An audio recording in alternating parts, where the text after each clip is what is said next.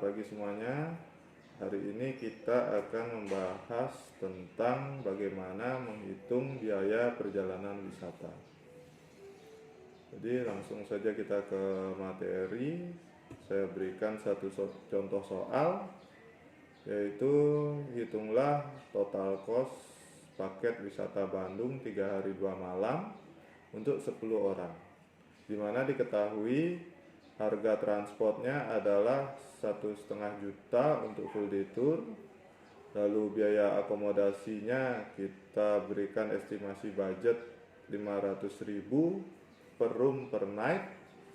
Lalu ada guide fee sebesar 300.000 untuk full day. Mealnya kita buat estimasi 5 kali makan dengan budget 50.000 per pax-nya. Lalu fee entrance-nya kita estimasi saja, harganya mungkin bisa berubah untuk kondisi realnya. Jadi yang pertama, tangkuban perahu kita estimasi sebesar 40.000, farmhouse-nya sebesar 50.000, floating market seharga 40.000, dan Trans Studio Bandung sebesar 275.000 untuk fee entrance-nya. Jadi di sini ada dua cara yang akan kita bahas, ada dua metode. Kita coba dulu metode pertama. Jadi metode yang pertama adalah kita ubah dulu seluruh harga komponen paket wisata menjadi harga per individunya. Kita kasih contoh transport seharga Rp1.500.000 per hari full day tour. Jadi untuk 3 hari kita kalikan 3, jadi didapat harga 4,5 juta, 4.500.000 per mobil, yang dibagi 10 orang, jadi mendapatkan harga per individunya sebesar 450.000. Lalu ada hotel atau akomodasi, kita berikan estimasi harga 500.000 per night per room. Jadi kita kalikan 2 karena kita menginapnya pasti 2 malam. Jadi 2 night, jadi total 1 juta per roomnya. Karena di sini jumlah pesertanya kita tentukan 10 orang dengan ketentuan twin share atau satu kamar berdua. Jadi kita butuhkan 5 kamar. Jadi 500.000 dikalikan 2 malam dikalikan 5 kamar. Jadi total 5 juta dan didapat harga per individunya sebesar 500.000 setelah dibagi 10, 5 juta tadi. Lalu untuk guide fee-nya per hari kita kasih harga 300.000. Ini standar HPI. Jadi untuk 3 hari didapat total harga 900.000, dimana dibagi 10 orang didapat guide fee-nya sebesar 90.000 per orang. Dan untuk makan kita totalkan saja langsung karena sudah dapat kita budgetkan sebelumnya 50.000 per orang sekali makan. Jadi untuk 5 orang itu sebesar 5 kali makan itu sebesar 250.000 per orang.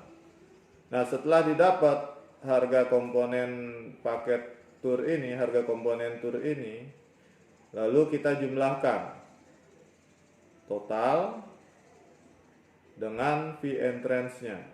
Fee entrance yang tadi sebesar 40.000, terus untuk tangkuban perahunya 40.000, farmhouse-nya 50.000, lalu floating market 40.000, dan Trans Studio 275.000. Itu total untuk fee entrance-nya per individu didapat harga 405.000. Nah, setelah didapat harga untuk fee entrance ini, total fee entrance-nya, kita jumlahkan langsung sekaligus seluruh biaya per individu tersebut untuk mendapatkan total biaya perjalanan wisata seperti yang kalian anggarkan.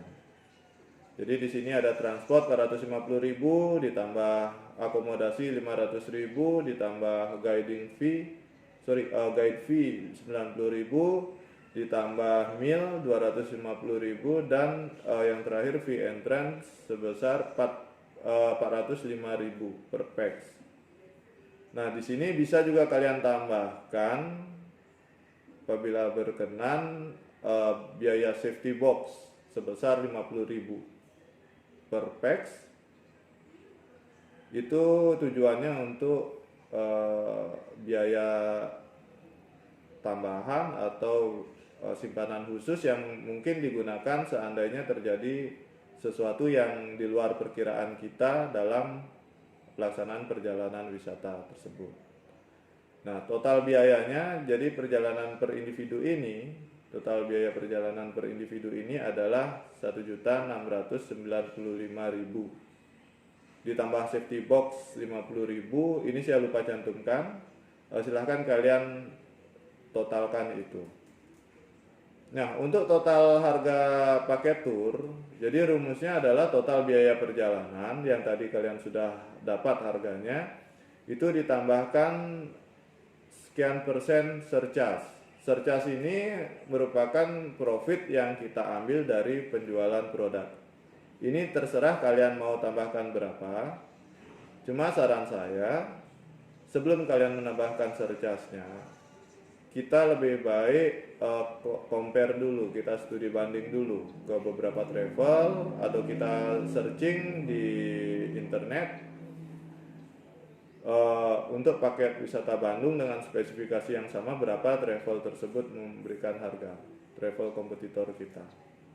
Kalau misalnya kita naikkan surcharge 30% atau mungkin 20%, ternyata lebih murah dari biaya harga jual paket tour di travel lain dengan spesifikasi yang sama, itu bisa kita tambahkan.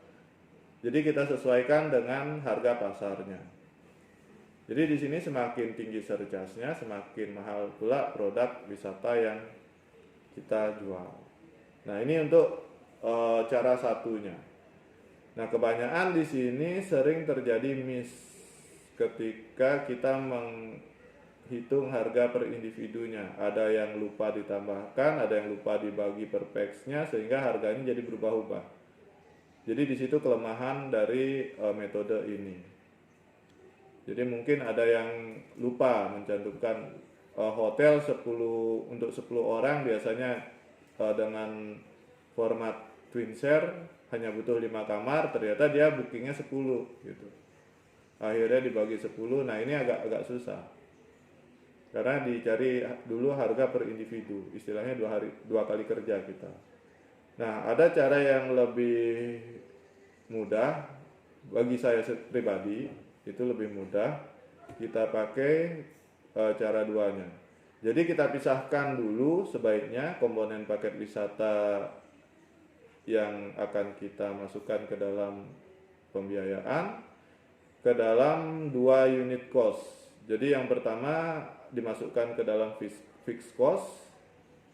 Yang dimaksud fixed cost itu biaya yang kita tanggung bersama atau biaya yang ditanggung bersama oleh wisatawan. Contohnya transport. Transport hitungannya kan per mobil. Jadi satu mobil itu memuat berapa peserta tour. Nah, itu ditambahkan aja, jangan dulu dibagi per unit atau per individu atau per pax-nya. Jadi transport langsung aja 1,5 juta dikali 3 hari, jadi 4,5 juta total per 3 hari. Lalu untuk akomodasinya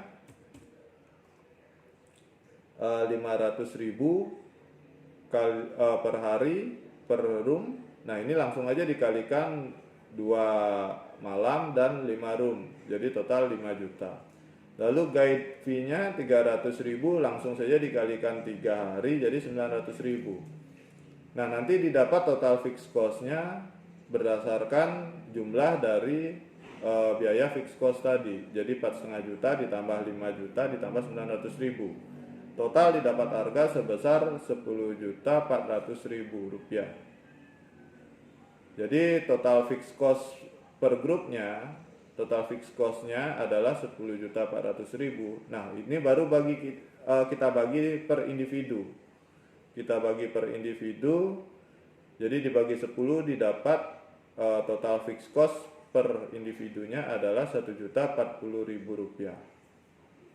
Nah, setelah didapat fixed cost per individu ini, kita cuma perlu menambahkan total fixed cost ini dengan variable cost-nya. Variable cost itu adalah harga komponen tour yang ditanggung individual atau ditanggung per orang. Contohnya seperti entrance fee dan biaya makan, seperti itu ditanggung individual. Jadi untuk total cost-nya, jadi rumusnya adalah total fixed cost per pax ditambah variable cost. Jadi itu lebih mudah karena kita sudah dapat total fixed cost-nya. Jadi 1.040.000 ini tinggal kita tambahkan fee entrance dan meal-nya. Jadi ditambah 250.000, total meal-nya ditambah fee entrance tangguban perahunya sebesar 40.000, ditambah fee entrance farmhouse-nya 50.000, lalu floating market 40.000, dan terakhir trans studio 275.000. Jadi didapat total cost sebesar 1.695.000. Nah, ini sama hasilnya dengan di metode 1 tadi. Di metode 1 yang sebelumnya kita bahas, hasilnya sama. Selling price-nya pun juga sama mencarinya, ditambah persen surcharge-nya. Nah, cuma sekarang terserah kalian mau gunakan metode mana. Ada yang lebih mudah menggunakan metode 2 ini, silahkan gunakan yang ini. Apabila kalian merasa lebih mudah menggunakan metode 1 dengan membagi dulu menjadi harga per individu, silahkan digunakan. Intinya yang kita dapatkan nanti adalah hasil akhir, yaitu selling price-nya. Jadi itu 2 cara atau 2 metode penghitungan biaya perjalanan yang ingin saya bagikan. Dan setelah itu kita coba untuk praktekkan untuk menghitung biaya perjalanan. Jadi saya berikan satu soal quiz. Jadi yang pertama, buatlah biaya paket perjalanan wisata untuk paket tur Bali 3 hari 2 malam, selama 3 hari 2 malam, dengan estimasi harga komponen paket wisata, yaitu akomodasinya sebesar 500.000 kita tentukan, lalu transportnya sebesar 1,5 juta per full day. Untuk mealnya juga kita tentukan 50.000 kali 5 kali makan, dan fee guide-nya 300.000 per hari. Nah, ini untuk 10 orang paket tour ini. Jadi untuk fee entrance saya bebaskan kalian memilih, kalian mau bawa kemana tamunya silahkan tentukan sendiri. Yang jelas ini saja yang komponen fixed cost dan variable cost yang ini saja yang saya tentukan. Oke, baik, mungkin sekian dulu berbagi info dari saya. Terima kasih atas perhatiannya. Selamat pagi.